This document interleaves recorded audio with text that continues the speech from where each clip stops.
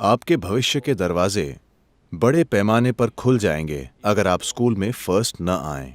आप वास्तव में देख सकते हैं कि मैं अपने जीवन में क्या कर सकता हूं।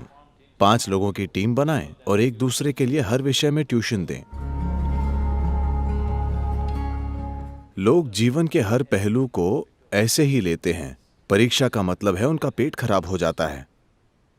मैं बहुत अच्छे से जानता हूं क्योंकि मेरा भाई एक फार्मेसी चला रहा था मैसूर में, और परीक्षा का मतलब था कि हर कोई आकर पेट ठीक करने की दवाई लेता था और फिर परीक्षा देने जाता था, नहीं तो वे परीक्षा हॉल को गंदा कर देते।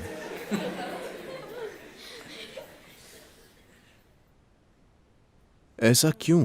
और वही चीज उनके साथ होती है जब वे नौकरी के लिए जाते हैं, यही उनके साथ होता है जब वे शादी करते हैं।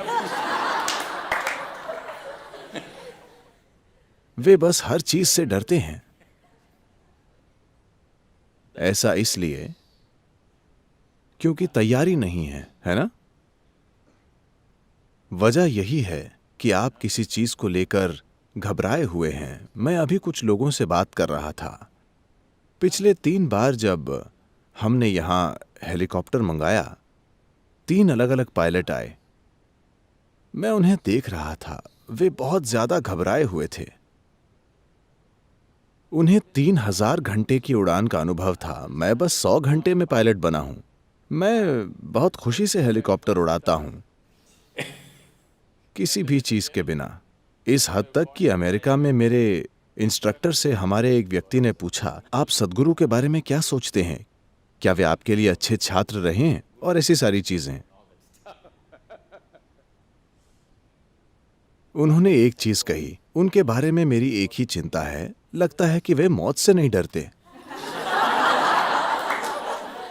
उन्होंने पूछा, इससे आपका क्या मतलब है? वो बोले, चाहे आप इंजन बंद कर दें, वे मुस्कुराते रहते हैं और जो करना है वही करते हैं। हेलीकॉप्टर में ये एक बड़ी चीज होती है, ऑटो रोटेशन। मतलब आप इंजन बंद कर दें और इंजन के बिना नीचे उतरें, हमेशा एक इमरजेंसी की तैयारी में।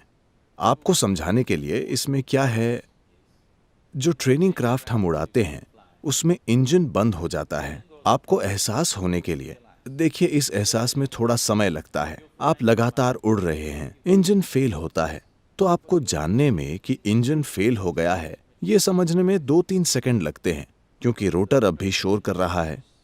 सिर्फ एक वाइब्रेशन खत्म हो जाता है और हाँ, मीटर बंद हो जाता है। लेकिन अगर आप मीटर नहीं देखते और किसी से बात कर रहे हैं और वाइब्रेशन देखने से चूक जाते हैं, तो आपको पता भी नहीं चलता कि वो फेल हो गया है। लेकिन ये आपको ज्यादा से ज्यादा 7 सेकंड देता है।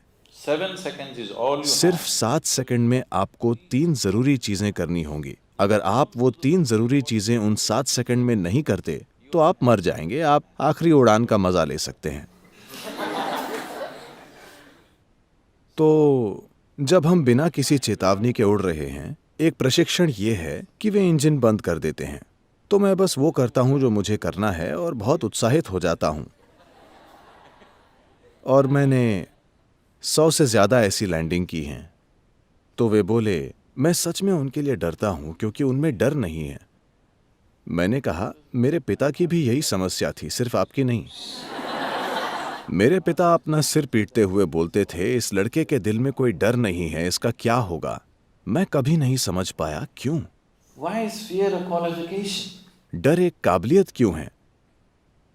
डर एक गुण क्यों है? जागरूकता एक गुण है, सजगता एक गुण है, ज्ञान एक गुण है, आखिर डर एक गुण क्यों है? तो अगर आप अपनी परीक्षा को लेकर बहुत डरे हुए हैं, आप अच्छा करेंगे, क्या ऐसा है? आप किसी इंटरव्यू के लिए बहुत डरे हुए हैं, आपको अच्छा करना चाहिए, क्या ऐसा है? आप शादी करने से बहुत डरे हुए हैं, आपको अच्छा करना चाहिए।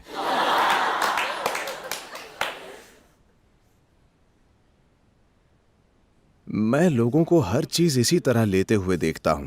इसका क्या मतलब है? इसलिए कोई ऐसे सोचता है, बोर्ड परीक्षा, आगे जाकर मेरा क्या होगा? आपके भविष्य के दरवाजे बड़े पैमाने पर खुल जाएंगे अगर आप स्कूल में फर्स्ट न आए, क्योंकि फिर कई सारे अवसर होंगे। अगर आप 99% लाते हैं तो आप मेडिकल कॉलेज पहुंच जाएंगे। या आपको 90% आते हैं तो आप इंजीनियरिंग कॉलेज पहुंच जाएंगे। अगर आप 65% लाते हैं तो आपका जीवन खुल जाता है। आप वास्तव में चारों ओर देख सकते हैं, मैं अपने जीवन के साथ क्या कर सकता हूं।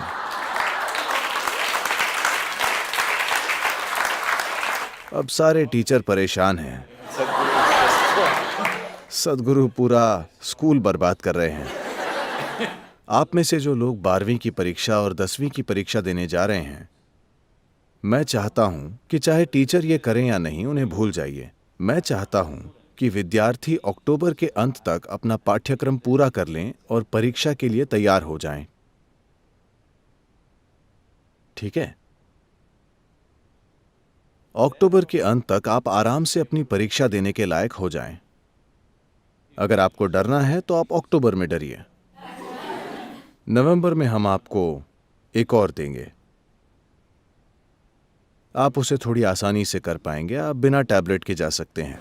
दिसंबर में हम 2 और परीक्षाएं लेंगे, उसे दीजिए। जनवरी में आप मजे कीजिए। फरवरी में बस थोड़ा बहुत किताब देख लीजिए। स्कूल का आखिरी साल है, मजे कीजिए।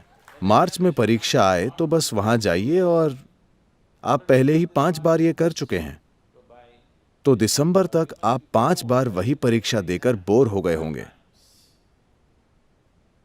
तो आप बोर्ड परीक्षा के लिए तैयार हैं। 12वीं 10वीं 5 लोगों की टीम बनाएं, वे साथ मिलकर पढ़ें। टीम इस तरह बनाएं कि जो लोग अलग अलग विषयों में अच्छे हैं वे साथ हों और एक दूसरे के लिए हर विषय में ट्यूशन दें और टीचर उनकी मदद करें। देखिए, सीखना अगर किसी इंसान के लिए, जब आप कुछ नया सीखते हैं, जब आप कुछ ऐसा सीखते हैं जो आप नहीं जानते थे, वो आपको खुशी देता है या कष्ट? उससे आपको खुशी मिलनी चाहिए, है ना? एक इंसानी बुद्धि के लिए यह स्वाभाविक है। अगर आप कुछ ऐसा सीखते हैं जो आप नहीं जानते तो आपको खुशी मिलती है। इसे इतने कष्ट के साथ क्यों किया जा रहा है? बोर्ड एग्जाम, अगर आप जानते हैं तो क्या आप उसे गलत लिखेंगे? नहीं। हाँ, अगर आप सिर्फ परीक्षा के लिए याद करने की कोशिश कर रहे हैं तो आप उसे गलत लिख सकते हैं। परीक्षा के लिए रटने की कोशिश का मतलब है कि आप धोखेबाज हैं। आप समझे? आप सिर्फ याद करके एक दिन के लिए लोगों को बेवकूफ बनाने और ये कहने की कोशिश करना चाहते हैं कि आप पास हो गए, और आपने कुछ नहीं सीखा, आपने धोखा देना सीखा है। अपना जीवन धोखे से शुरू मत कीजिए, ये अच्छी बात नहीं है। ये आपके जीवन के लिए अच्छी बुनियाद नहीं है। बस किसी तरह 100 नंबर लाना। सिर्फ एक दिन के लिए आपने कुछ याद किया और पेपर पर उसे उलट दिया, क्या यह धोखा नहीं है? शिक्षा के मकसद को ही हराना है ना? हम कुछ जानते हैं इसलिए हमें अगली क्लास में जाना चाहिए, ये नहीं कि हमने किसी तरह परीक्षक को चकमा दे दिया इसलिए अगली क्लास में चले गए।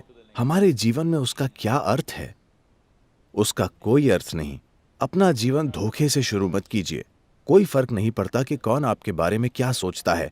महत्वपूर्ण यह है कि आप अपने जीवन में अपनी बुनियादी ईमानदारी बनाए रखें। एक इंसान के लिए यह बहुत जरूरी है। मेरा विश्वास कीजिए, यह किसी को धोखा देने की बात नहीं है, यह किसी से बेहतर होने की बात नहीं है। यह है कि मैं यहाँ हूँ, मैं अपने समय का सबसे अच्छा इस्तेमाल करूंगा। जब मैं यहाँ हूँ, मैं पूरी कोशिश करूंगा। कोई फर्क नहीं पड़ता कि कोई इसे मंजूर करता है या नामंजूर। और कोई 2 इंसान एक जैसे नहीं होते। कोई हाई स्कूल में बैक बेंचर हो सकता है, मगर वो जीवन में फ्रंट बेंचर हो सकता है। तो ये कुछ नहीं तय करता। अपने जीवन में हर जगह पर, स्कूल से कॉलेज और प्रोफेशन तक, हम ये सोचकर खुश ना हों कि कोई हमसे पीछे है या कोई हमसे नीचे है। आपको किसी और की असफलता का आनंद क्यों लेना चाहिए? अगर आप अपने पहली रैंक का आनंद लेते हैं तो बस वही महत्वपूर्ण है ना? आप किसी और की असफलता का आनंद ले रहे हैं, ये बीमारी है। आप जो जानते हैं उसका आनंद लेना चाहिए। आपको अपनी खोज का आनंद लेना चाहिए। आप अपनी जानने की इच्छा पूरी होने का आनंद लेते हैं। आपको उसी का आनंद लेना चाहिए, किसी और से आगे निकलने का नहीं।